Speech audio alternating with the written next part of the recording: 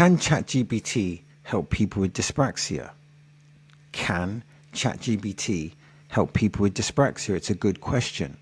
And this is going to be, I believe, a great discussion with some depth and examples.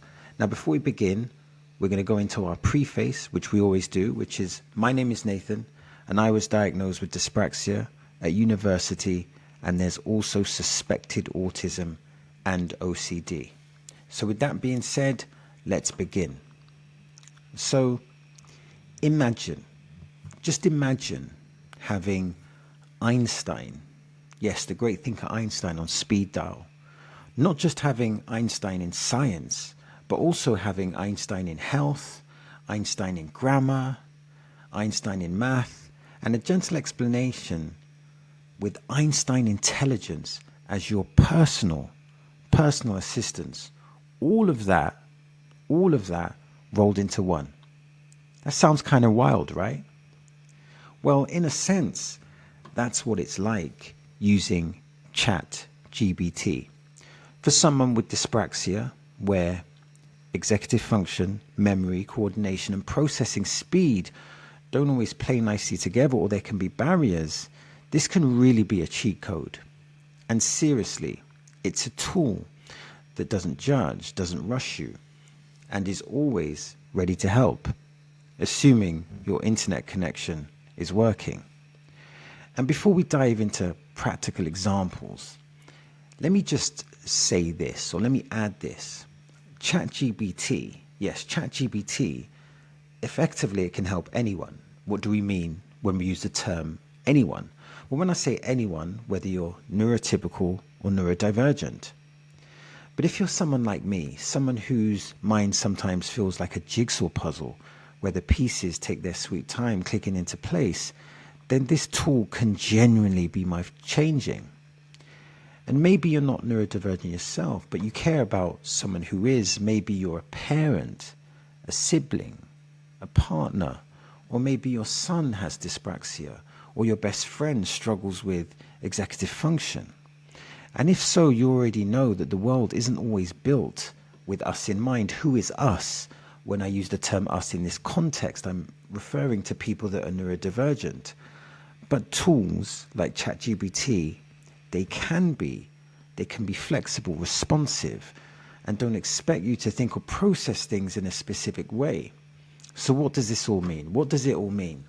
So whether you're using this tool for yourself or helping someone you love use it, the goal is the same: to make life a little easier, a little more accessible, and a little more empowering. So now we're going to enter the story of Jack and ChatGPT, specifically about Jack writing a business plan. So let me paint a picture.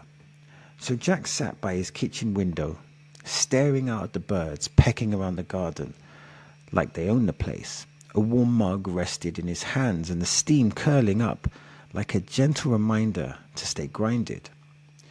But Jack's mind was miles away, because he was tangled up in thoughts about a business idea he'd been stewing on for months, which was eco-friendly art prints, specifically sold online. He could kind of visualize it all in his head, or he saw it all in his head. Recycled paper, earthly tones, minimalist packaging, and maybe even a line of plant-based inks. The vision, the overall vision was there, and it was clear as day.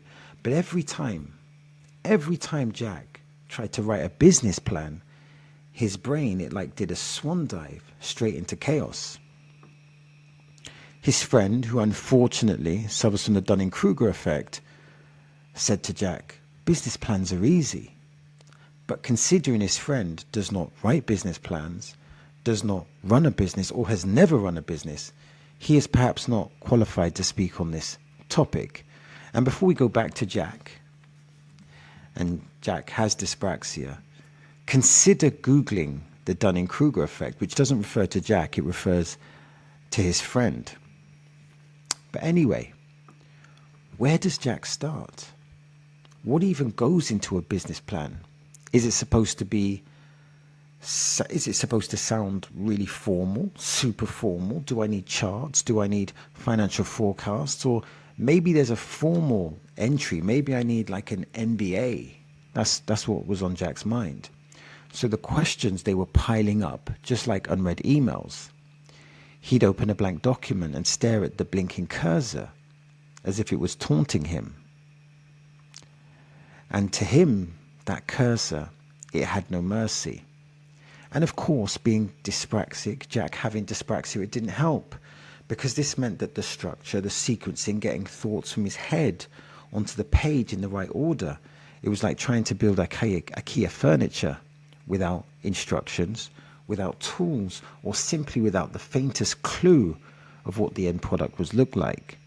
Just a pile of creative planks and no Allen key in sight. And just as a side note, I really do struggle with IKEA furniture or IKEA furniture. Those instructions, they always seem like complex math equations, but I digress. But fortunately, Jack didn't listen to his friend, but Jack wanted to find a solution. Yes, he wanted to find a solution. And then he remembered ChatGPT.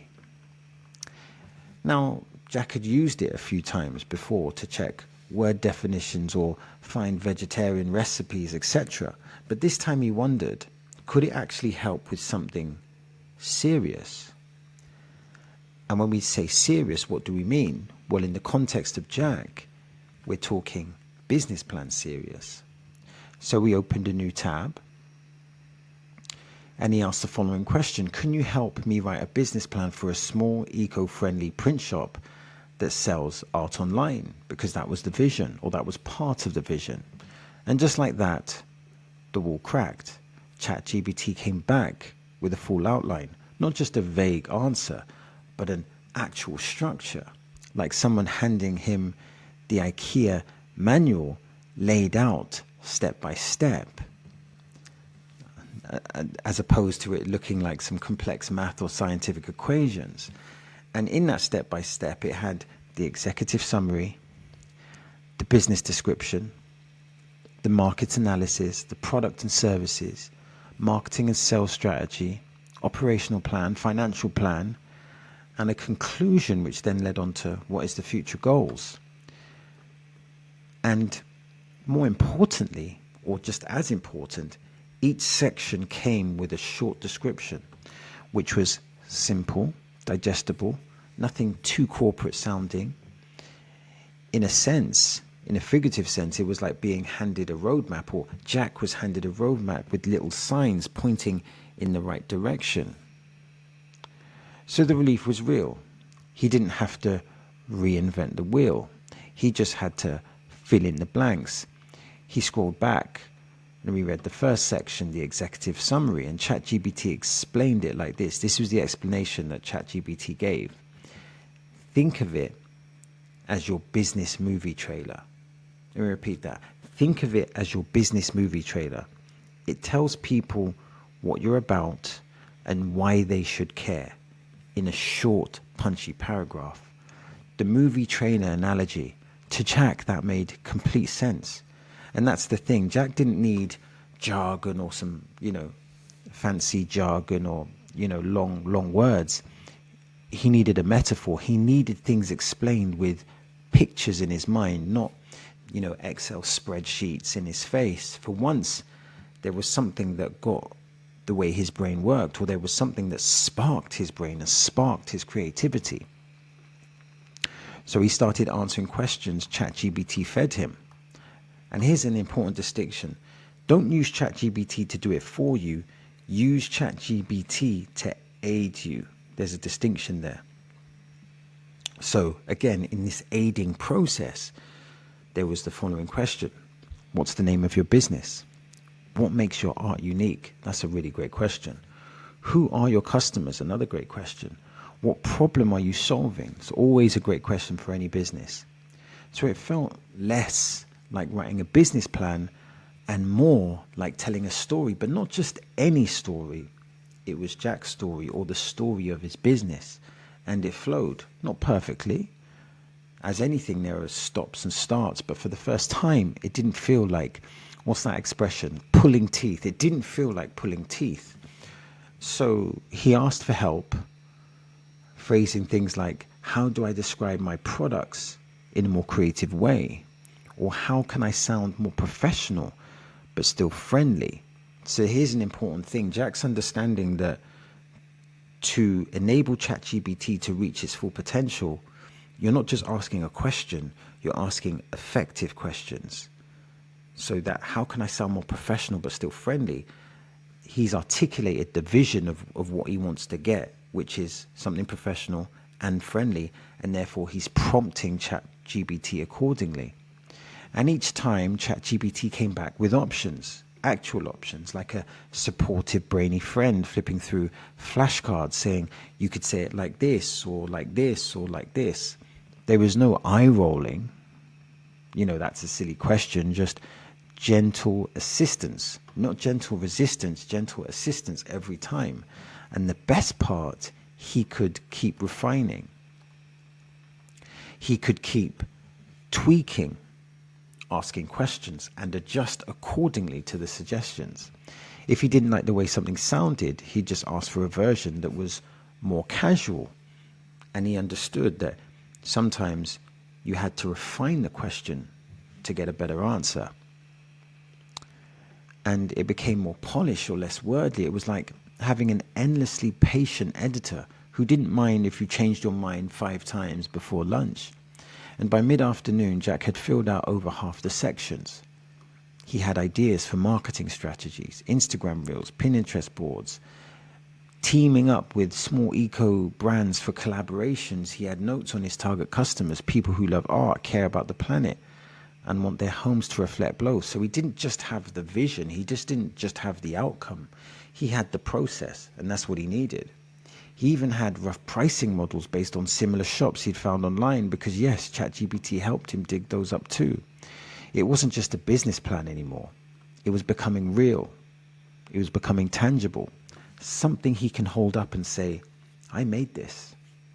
And remember, it was a collaboration. But there was still work to do, of course, numbers to fine-tune, package suppliers to research, a website to build. But now instead of staring at a mountain with no path, Jack, he had a map.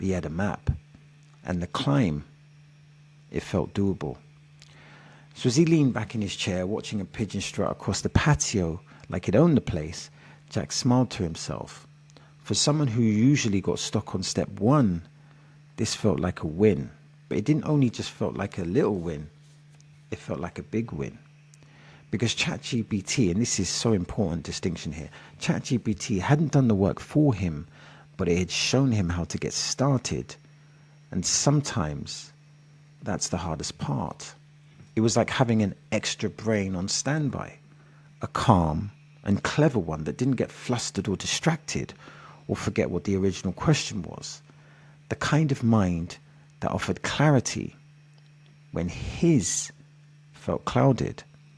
And for someone with dyspraxia, that's not just helpful, that's a game changer, because there is a distinction between helpful and game changing. So now we're going to talk about Sally's story, and Sally and the calcium conundrum. So who is Sally? Sally is 31 years old. She's a teacher and she's a vegetarian. She's also dyspraxic and has recently been feeling a bit low on energy. So she goes to a doctor. It's a smart thing to do. So her doctor mentioned, so in having the consultation with her doctor, the doctor mentioned that she needs to boost her calcium. But when you're juggling lesson plans and your mind is foggy, you need answers, or you may need to explore that enough or explore that more. Because interestingly, and this is the interesting part, the doctor said you need more calcium, but did not clarify how to get more calcium. So it's like, yes, you need more calcium, but what foods are going to provide more calcium, or what are the best foods to provide more calcium? Now, just to give people a bit of context, to my understanding in Britain, I believe, don't quote me, GP appointments, they last approximately 10 minutes. Why is this important? It's important because in this period, you need, or let's call it a consultation. In this consultation, you need to explain your problems And then your GP, i.e. your doctor, needs to try to A, decipher those problems, and then if appropriate, try to present some type of solution. So in this specific context to Sally, the solution was more calcium. More calcium was needed. And then what was needed after that was the question of which foods could provide more calcium. So Sally needed to ask that question, and then the doctor needed to provide that answer. Now, of course, we all identify solutions through hindsight bias, but rarely are we brilliant in these type of moments. It kind of reminds me that human beings, we're just very fallible. In one sense, we're beautiful creatures, but in another sense, as Homo sapiens, we have restrictions, we have emotions, sometimes emotional deficits, barriers that can affect our ability to interact in the most effective way. But anyway, I digress. So what's the important point here? The important point here is that Sally went to see her doctor. Her doctor said she needed more calcium, but Sally didn't follow up with the question of, okay, which foods do I need which would ensure that I get enough calcium? So there was follow-up questions needed, and that did not occur for whatever reason. So what did Sally do? She turned to ChatGPT, and her regular staple, or sometimes she would eat beans on toast. So she asked, does beans on toast have any calcium? And ChatGPT answered yes. Beans have 50 to 80 milligrams of calcium per 100 grams, depending on the brand. And toast has 20 to 100 milligrams per slice, which depends on the bread. And then it added a tip, which was to add some cheese on top for a calcium boost. And then ChatGPT followed up with, would you like tips on how to boost your calcium in a vegetarian or vegan way? And this is where it gets clever, I think, because in a sense, ChatGPT has the ability to think ahead. And for someone like Sally, who struggles sometimes with cognitive overload, that gentle nudge saved her another trip back to the search bar. And that's why this tool matters. Because when you've got dyspraxia, some things like planning meals or checking nutritional facts can become mammoth tasks. It doesn't mean you're incapable, it's just that dyspraxia has a relationship with poor memory. So ChatGPT can break it down, and then it can present you like a helpful friend who's already done the legwork.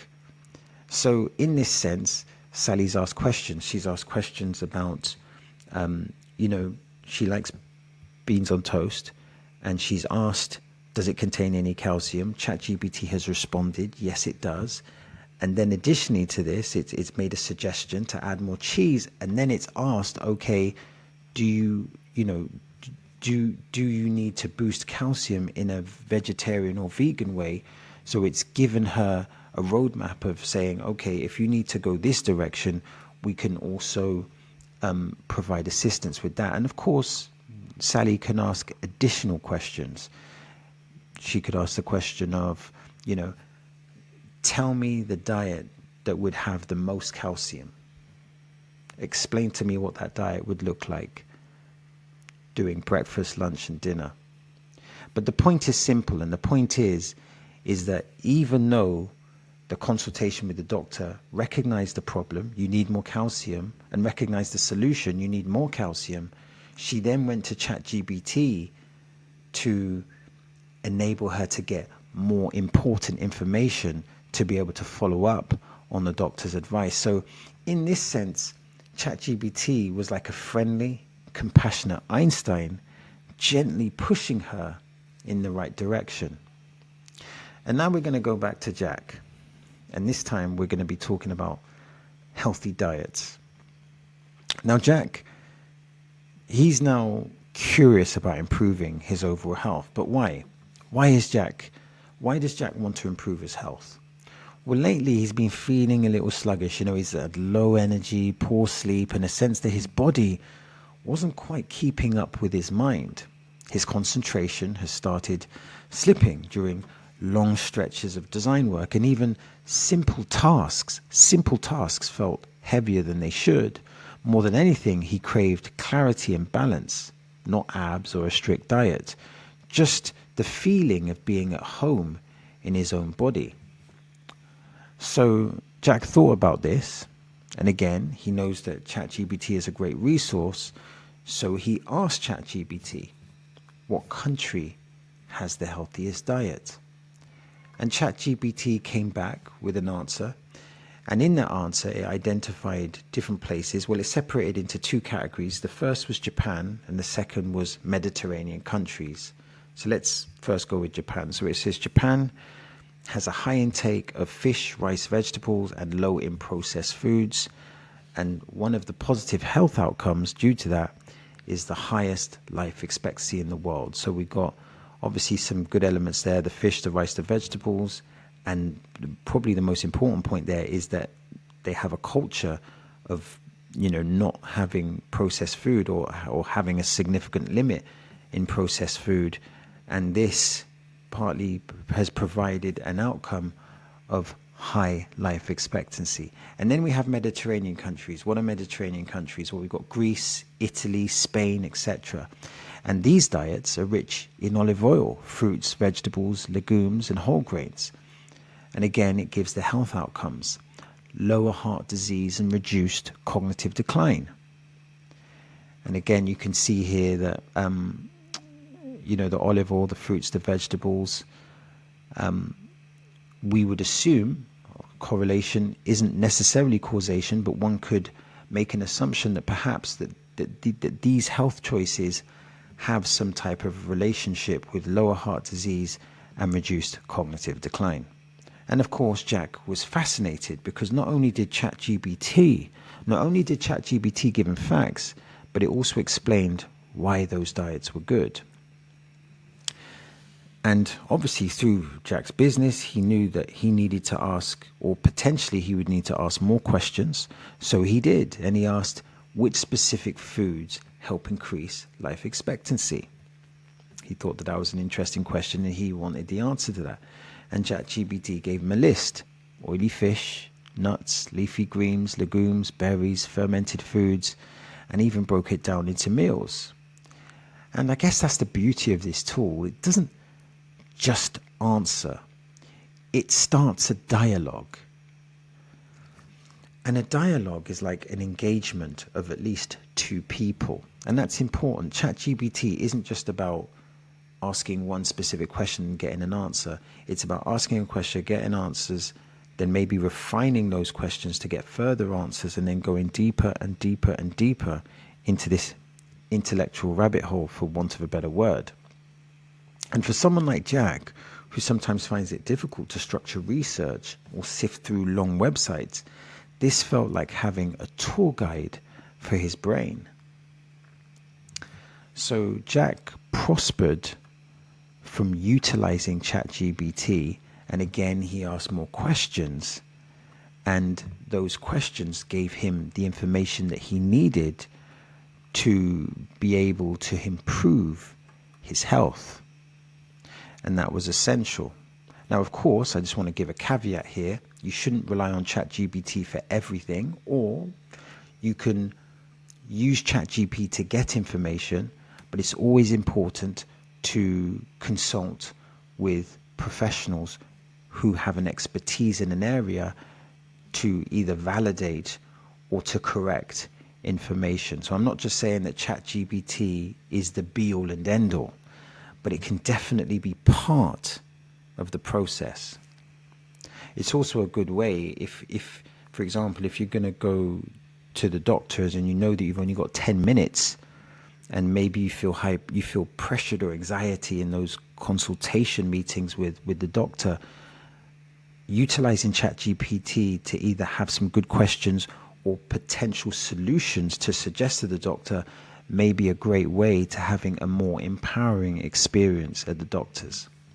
However, the next part here is, when we think about ChatGPT, I've been talking about asking good questions.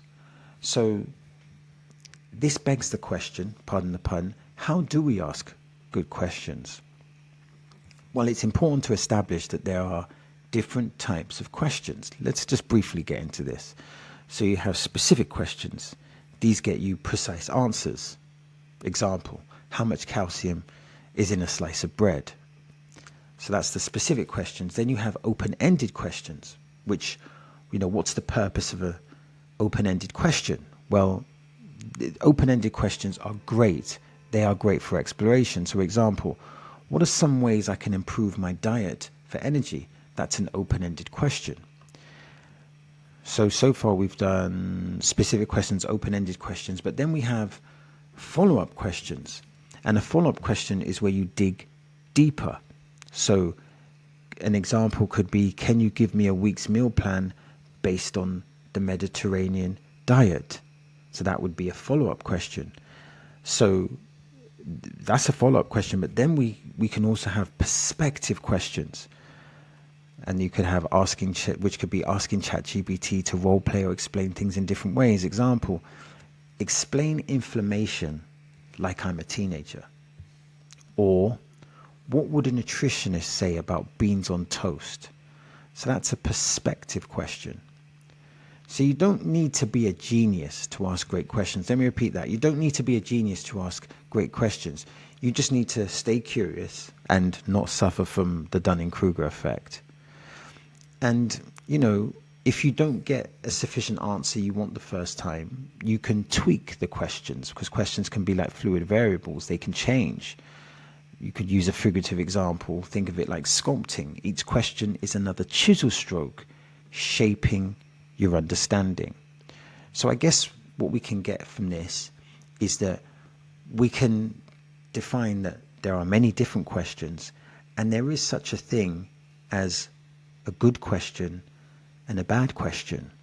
And the good thing is that you can turn a bad question into a good question, and there are different types of questions. So we got the specific questions, the open-ended questions, follow-up questions, and perspective questions. And these can be utilized to maximize the ChatGPT experience. So my next part now is, why does it matter? And more importantly, why does it matter for dyspraxia?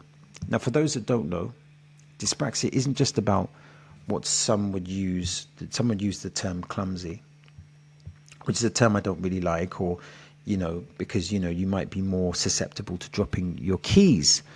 But dyspraxia also affects how you process information, how you plan, and how you follow through.